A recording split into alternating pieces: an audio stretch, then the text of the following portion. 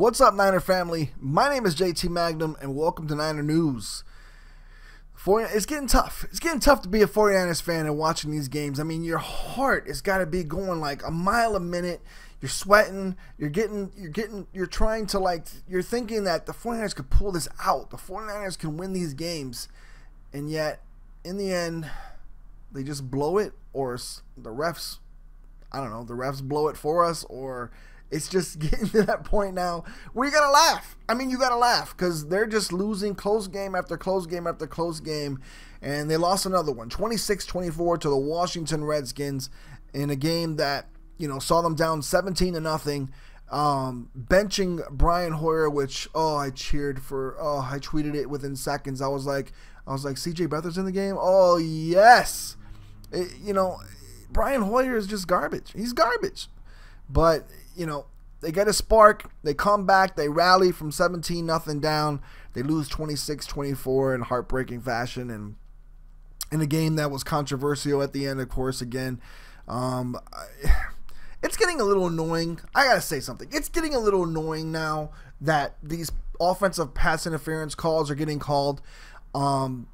It's getting to the point now where they're almost like, it's like they're just throwing the flag through the flag. That was an offensive pass interference. I'm going to say it again. Pierre Garçon ran that play. He ran that play, and the ball was thrown at him. He put out his arms not to push the guy. He put his arms out because the guy ran into him, so he was pushing the guy off of him because the guy even admitted it. I forgot who the linebacker was. Bradham, I believe his name is. He actually said it, that he ran into him on purpose because he knew that they have a history of F.Y.I calls, so he ran into him to get the call. Now, when a guy and a player admits that, and you know it's a bad call because the ball was thrown at him, it should have been defensive pass interference because he ran into Pierre Garçon where the ball was thrown to, but yet F.Y.I is called just because they don't need, it's like they threw the flag and called it before the ball was even thrown in the air, which makes no sense whatsoever because you can't call that. So anyways, it was just a horrible call. It was a bad call. Should never have been called. It angered a bunch of sports. It angered the sports people on the telecast. Tim Ryan, the 49ers radio announcer, was livid, man. He was on the radio. I listened to him all week long. He was just complaining about this, saying that it's bad. It's a bad call. Referees should take. Referees, they need to be fined. I'm not gonna talk about it anymore because it just sounds like I'm whining, and it's just but it's just annoying. It's so heartbreaking to see like three games this year snatched because of refs calls that change games. And I've said it all along this year. It's getting to be just annoying. But if Robbie Gould makes his field goal, they win. Or there was also I will say this because a lot of people are gonna say, what about the Vernon Davis fumble that wasn't a fumble? That wasn't a fumble. Vernon Davis hit the ground. His elbow hit the ground. That wasn't a fumble. They replayed it, and they let the touchdown stand by Jimmy Ward, who picked it up and ran it for a touchdown. And the 49ers got points that they shouldn't have had from that. So, who's to say what could happen with everything that happened? But referees are bad. I'm just trying to say referees are bad. I mean, they are just horrible. And it goes both ways sometimes, but in this case, at the end of games, the 49ers are not getting calls. They're getting calls on them that shouldn't be happening, and it's costing us games. And that's what I'm getting at. But anyways, it was a valiant effort, and I loved when CJ Beathard came in because he seemed to lift up the whole team. Not just the offense, but he lifted up the whole team. The defense started to play a little bit better. The special teams started to play a little bit better. The offense finally started to play a little bit better. He was a little erratic. I mean, he's a rookie. He doesn't know everything. He's not going to pass perfect. There's jitters. There's who knows what he was going through or what his emotions were like during the game. But there was some balls sailed overthrown. But when he settled in, he made some great plays, some really good NFL throws. He stood in the pocket, moved in the pocket when he had to, escaped when he had to, made a great play, that 66-yard bomb to, or 40 or 50-yard bomb to Aldrick Robinson, where he's stepping up in the pocket and then throws off one foot just before the line of scrimmage and throws a deep bomb, perfect pass to Aldrick Robinson.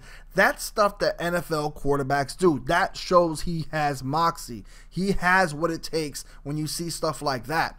I know, other quarterbacks can do that stuff, but it's good to see what he can do, because you don't know if the 49ers are going to try to go after Kirk Cousins next year, but you might as well see what you got now in a cheaper option where you don't have to pay Kirk Cousins like 20-something million next year, when you can pay this guy something he's going to do just as good. I'm not saying that he's better than Kirk Cousins. What I'm trying to say is let the Rook play. For 10 weeks straight, he's going to play. He has been named the starter, and he's going to play. So now we get to see what he's made of. We get to see what's going on before free agency even hits, to see if Kirk Cousins even hits the open market. And we don't have to risk a draft pick trying to pick somebody like that, or try to trade for a Jimmy Garoppolo, or try to pick up a quarterback in the draft, when we could pick up a playmaker on offense, a wide receiver, a running back, somebody like that, somebody like a Saquon Barkley, because we might as well let Carlos Hyde go, because I don't care what people say to me, I do not think Carlos Hyde is that good. He is not a top 5 running back in my opinion. I see a lot of better running backs than him that I would rather have on the 49ers than I'd rather have Hyde. I don't want Hyde.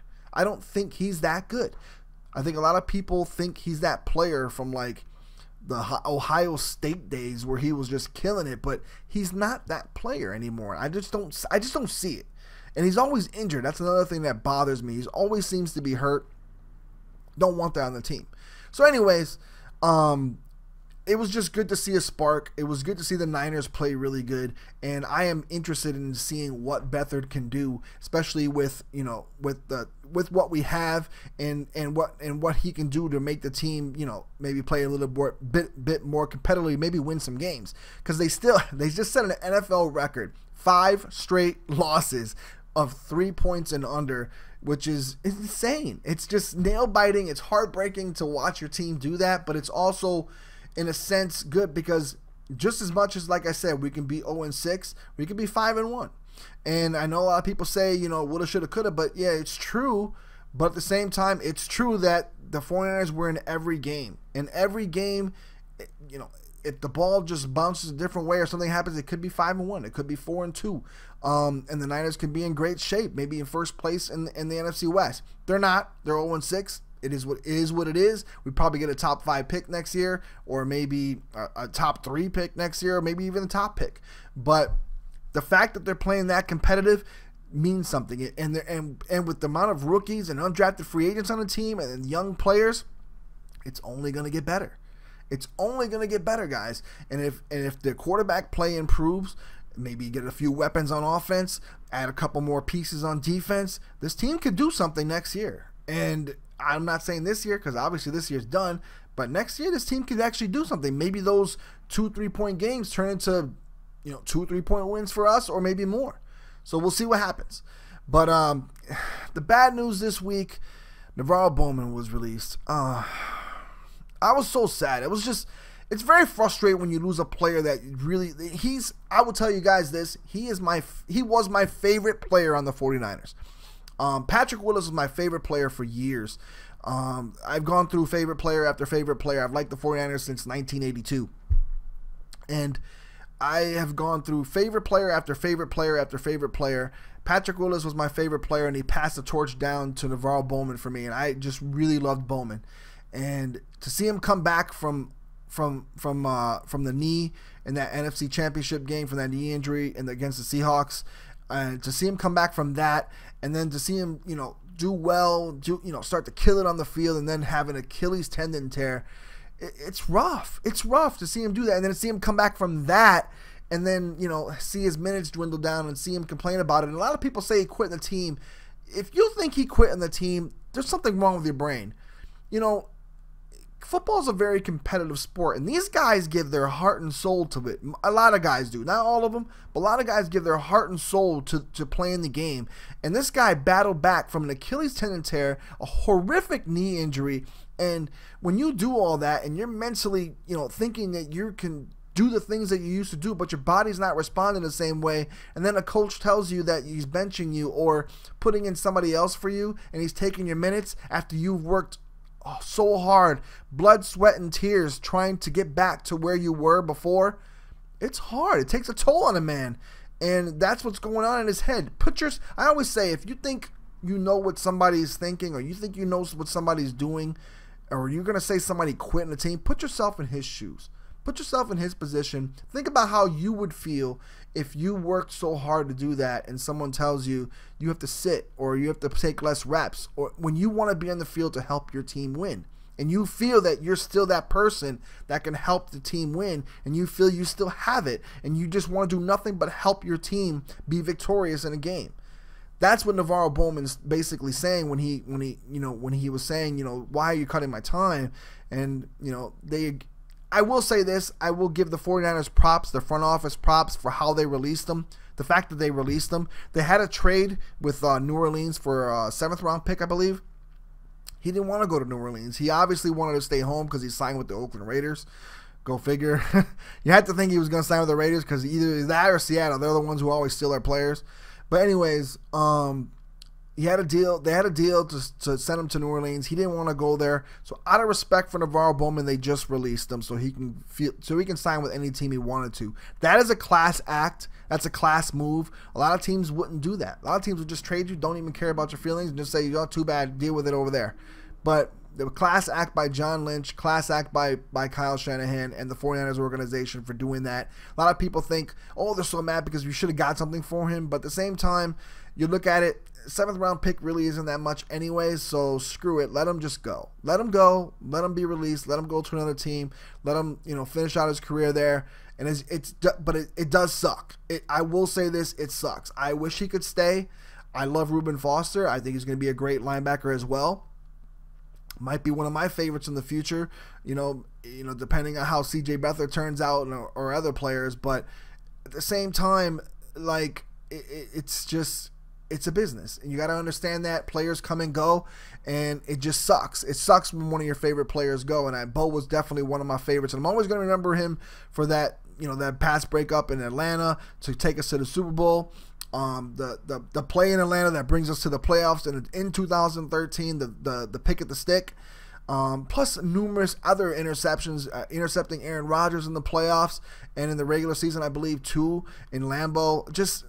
He was just an awesome player to watch, and it's just been awesome. You got to remember those times and just move on. But I've dragged this on a little too long. Let me know what you think in the comment section about the 49er game against the Redskins. Also, let me know what you think about the whole NaVorro Bowman release and how that went down.